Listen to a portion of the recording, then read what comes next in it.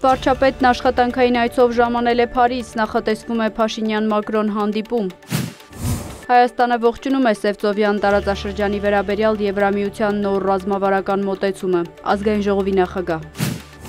Հայաստանը միջուկային փորձարկումների համապարփակ արգելման պայմանագրի կազմակերպության համար հուսալի գործընկեր է, Ֆլոյդ։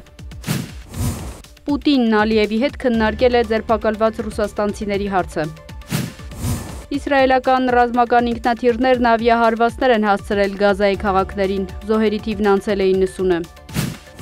Հարավային Կորեայի նախագահը Թրամփին ոսկե թագ է նվիրել։ Թրամփը հայտարարել է, որ չի կարողացել համաձայնեցնել Կիմ Չեն Ընի հետ հանդիպման ժամանակը։ Թրամփի այցի ժամանակ Հյուսիսային Կորեան փորձարկել է ծով-ցամաք դասի հրթիռներ։